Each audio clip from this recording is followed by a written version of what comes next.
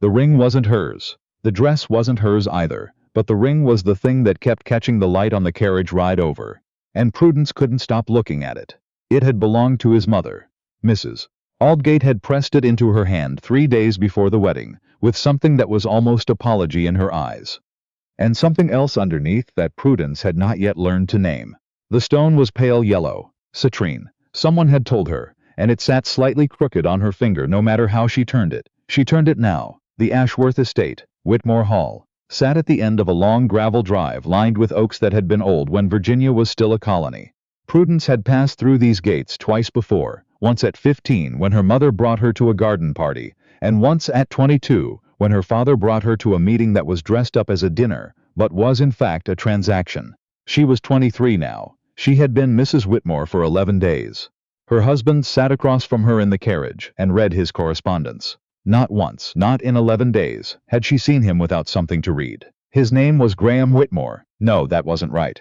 She checked herself. The file had said Graham, but everyone called him by his surname, even his own household. Witmore. Just Witmore. The way you might refer to a piece of furniture that had always been in the room. She had not yet determined what she was supposed to call him when it was only the two of them. So far it had not come up. So far it had mostly been silence. "We'll arrive before the others," he said without looking up. "My sister and her husband will come by the evening coach." "I know," Prudence said. "You told me yesterday." He looked up then. He had gray eyes. She had not expected that, and a habit of going entirely still when something surprised him, like an animal deciding whether the sound in the underbrush was worth its attention. "I did," he said. "Forgive me." He went back to his letters. Prudence looked out the window and watched the oaks move past and thought about what her mother had said the morning of the wedding when they were alone in the dressing room, and her mother was pinning the veil and had gone very quiet. "You are doing the right thing for this family. I need you to know that. I know that." What Prudence had wanted to say was, "I don't need you to know it. I needed you to stop it." What she had said was nothing. She had held still for the pins. Witmore Hall in autumn was the kind of beautiful that felt like reproach. The grounds were immaculate, the parlors bright with afternoon light, the servants quiet and efficient in a way that made Prudence aware, at every moment, of how little she belonged here. She had grown up comfortable, certainly. Her father's import business had made sure of that, but comfortable was not the same as this. This was old money, old name, old expectation about what a wife of this house should be, and look like, and say and not say. She met the housekeeper, a composed woman named Mrs. Greer, who showed her through the east wing and spoke in the careful tone of someone who had managed difficult situations before and considered this one, perhaps, only mildly difficult. "The master's study is on the second floor," Mrs. Greer said. "He prefers it left undisturbed." "Of course," Prudence said. "His schedule runs early. Breakfast at 6:30, correspondence until 9, I see, and the west parlor is available to you whenever you like. The morning light is pleasant there." The morning light is pleasant there. She was being given a room to occupy, a place to be put. She thought of the ring, crooked on her finger, and smiled at Mrs. Greer in a way she hoped looked natural. That evening, his sister arrived. Her name was Octavia, and she was 3 years older than Prudence, and had her brother's gray eyes but none of his stillness. She moved through the front hall, like someone who had grown up here, and intended everyone to know it, kissing her brother on the cheek and turning to Prudence with a look that was thorough and carefully pleasant. "So you're the one," Octavia said. "I'm Prudence. I know who you are." She squeezed Prudence's hands briefly. "Come sit with me. I want to hear everything." Her husband, a broad, quiet man named Foster, seemed to understand that everything did not include him, and went to find Witmore in the study. Octavia pulled Prudence into the west parlor. "Your room," Prudence thought, and poured the tea herself without waiting for anyone to bring it. "He didn't want to marry," Octavia said, not unkindly. "I want to say that clearly, before you hear it some other way. I knew that going in." "Did you?" "My father made it clear. Your brother needed the connection, my family needed the financial backing. It was." She stopped, started again. "It was an arrangement." Octavia looked at her over the rim of her cup. "And how do you feel about that?" The question was so direct that Prudence nearly laughed. It had been 11 days since the wedding and no one, not her mother, not her new household, not her husband, had asked her that. "Honestly?" Prudence said. "Please. I feel like a woman who has been handed someone else's ring and told to wear it like it fits." The silence that followed was not uncomfortable. Octavia set down her cup. "He is not cruel," she said finally. "I want you to know that. Whatever else, he is not that. But he is sealed up. Has been since Eleanor. Prudence went still. Who is Eleanor? Octavia's expression shifted, something crossing it that looked like surprise, and then something that looked like anger, though not at Prudence. He didn't tell you. No. Of course he didn't. Octavia looked toward the door, then back. Eleanor was the woman he was meant to marry 4 years ago. They had an understanding. Nothing formal, but everyone knew. She chose someone else. A baron from Connecticut. Chose him and married him inside of 6 months. She paused. My brother was not. He does not recover from things quietly. He recovers from them by closing rooms and not opening them again. Prudence thought about the study on the second floor. He prefers it left undisturbed. So I am, she said slowly. The arrangement he agreed to because arrangements don't leave. Octavia didn't answer, which was its own kind of answer. 3 weeks into their stay at Witmore Hall, Prudence began to understand the shape of her marriage the way you understand the shape of a house you've just moved into. Room by room, slowly, with occasional surprises. Her husband was, as his sister had said, not cruel. He was punctual and courteous, and occasionally capable of something that was almost warmth, usually when he was talking about something that actually interested him. The Management of the Eastern Farmland, a book he'd read, a letter from a friend in Philadelphia. In those moments, something in his face loosened, and she could see the person underneath the person he'd become. She found herself listening for those moments. She also found herself learning to read his silences, which were not all the same. There was the silence that meant he was thinking, the silence that meant he was done with a conversation, the silence that meant something had reached him and he was deciding what to do with it. She did not know, yet, which silence accompanied her. Her sister came at the end of October. Prudence had not invited her. She should have known better. Rosalind had never needed an invitation to go anywhere she'd decided to go. She arrived on a Thursday afternoon with 2 trunks and a smile that Prudence recognized from childhood, the one that meant Rosalind had done something and required assistance in managing the aftermath. Rosalind was 26, 4 years older, and had always been the one their parents talked about in rooms where she wasn't present. Not unkindly, it was never unkind, just first. Rosalind's engagement, Rosalind's house in Richmond, Rosalind's husband. Prudence had learned very young how to make herself pleasant company in rooms where she was secondary. You look thin, Rosalind said, and hugged her. You look exactly the same, Prudence said, and meant it. Rosalind had met Witmore once, at the wedding, and had spent the evening studying him in the way she studied everyone she considered potentially useful. Now she met him again at dinner, and was charming and specific. She asked about his views on the railroad expansion, on the tobacco market, on a bill making its way through the legislature. And Witmore, who Prudence had come to understand was helpless against anyone who talked to him, like he was worth listening to, responded at length and seemed, by the end of the soup course, to find Rosalind genuinely interesting. Prudence watched this and felt something she couldn't immediately identify. Later, when Witmore had gone to the study and Octavia and Foster had gone to bed, Rosalind poured herself another glass of wine and finally said what she'd come to say. I need money. Prudence set down her glass. How much? Enough to cover a debt that Harmon made that I cannot. She stopped, smoothed her expression. He made investments that did not perform the way he expected. How bad? Bad enough that if it becomes known, the house will have to go. Prudence looked at her sister. Rosalind was watching her with the careful look of someone who has already run the numbers and has landed, at the end of them, on this room and this conversation as the only remaining option. You want me to ask my husband, Prudence said.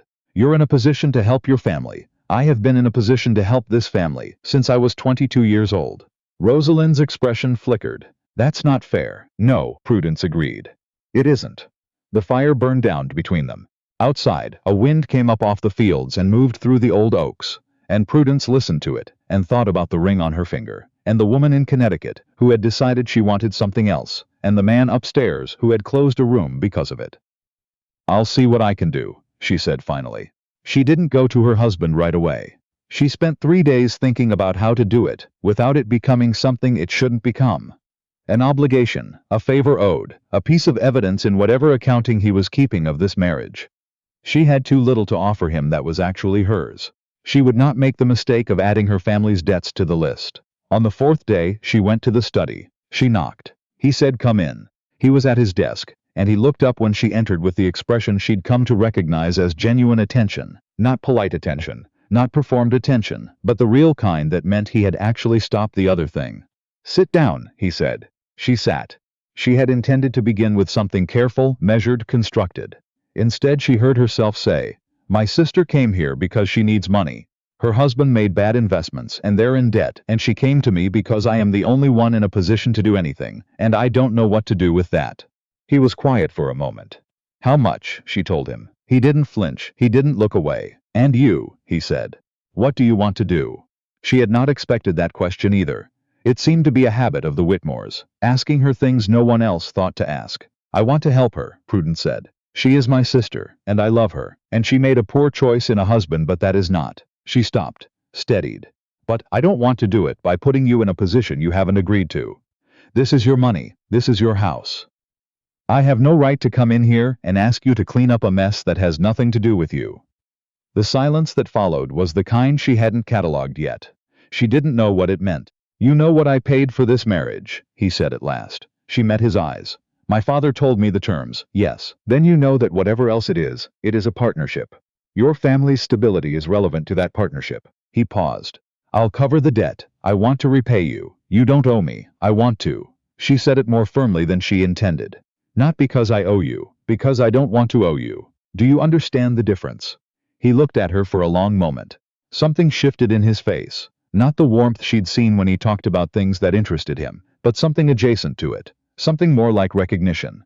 "Yes," he said. "I do." Rosalind left at the end of the week. Before she went, she pulled Prudence into the front hall and held her by the arms and said, I misjudged him. I thought he was cold." "He isn't cold," Prudence said. "No, he's careful." Rosalind looked at her. "Are you all right, really?" Prudence thought about it.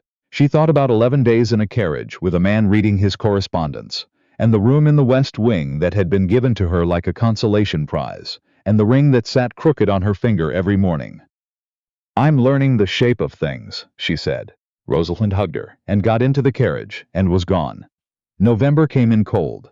Prudence had been at Witmore Hall for 6 weeks, and she had developed a set of routines that were hers, and a set of habits borrowed from the household, and a set of observations that she had told no one. She observed, for instance, that her husband walked the east fields every morning between 9 and 10, regardless of weather. She observed that he kept a portrait turned to the wall in the second-floor sitting room. Not hidden, exactly, just rotated, as though he couldn't bring himself to remove it, but also couldn't look at it. She observed that he had a way of going still whenever she entered a room that was not the stillness of discomfort, but might have been something else, something she was not yet willing to name. On a Tuesday morning in mid-November, she put on her heaviest coat and walked out to the east fields. He was there, as she'd known he would be, standing at the fence line looking at the tree line where the morning fog was still burning off. He heard her coming. He didn't turn around until she was beside him. "You're up early," he said. "I couldn't sleep. It's cold. I noticed." They stood together looking at the fog for a while. It was, she thought, the most comfortable they had ever been. "Can I ask you something?" she said. "You can always ask." The portrait in the upstairs sitting room. He went still in the way she'd come to know. "Yes. You don't have to tell me. I'm not asking you to tell me." She watched the fog move through the lowest branches. "I'm only asking because I think, when people turn things to the wall instead of removing them, it's usually because they're not entirely finished with what's in the picture." The silence stretched long enough that she thought she'd overstepped. "Her name was Eleanor," he said. "I know. Octavia told me." He made a sound that wasn't quite a laugh. "Of course she did. I'm not asking you to stop grieving her. I don't think that's my right." She turned to look at him. He was still facing the tree line. "I'm only asking what that means for us. For this." She gestured vaguely at the space between them. "Because I can be whatever this arrangement requires me to be, but I'd like to know what I'm working with." He turned then. He looked at her the way he'd looked at her in the study, the real attention, the kind that cost him something. "What do you want it to be?" he said. She thought about the question. She had been thinking about questions like it, quietly, since October. "I want it to be real," she said. I know that's what either of us signed up for. But I have been in this house for 6 weeks and I have watched you and I think," she stopped, took a breath. "I think you are a person I could genuinely respect. And I think that might be worth something if you're willing to find out." He didn't answer right away. The fog moved. A bird went over, calling once. "I need you to know," he said finally, "that I am not good at this. I have not been good at it since Eleanor. And I don't know how much of that is permanent and how much is just accumulate scar. And you're willing to—" "I'm not willing to pretend." she said. I'm not willing to be a housekeeper with a ring on my finger and call it a life. But I am willing to try. She met his eyes. I'm asking if you are. The wind came through the oaks. She waited. I think, he said slowly, that you may be the most direct person I have ever met. I'm told it's alarming. I don't find it alarming. Something moved in his face. I find it. He stopped. What? He looked at her a moment longer. Clarifying, he said. I find it clarifying. They walked back to the house together. Not arm in arm, it was too early for that, and they were both too honest to perform it. But they walked close enough that their shoulders nearly touched, and when they reached the steps she turned to go in, and he said her name. Prudence. She turned back. The portrait, he said. I'll have it moved. She looked at him. The morning light was doing what Octavia had promised the West Parlor's morning light would do, making everything clearer, warmer, truer than it was in shadow. Not on my account, she said. Only if you're ready.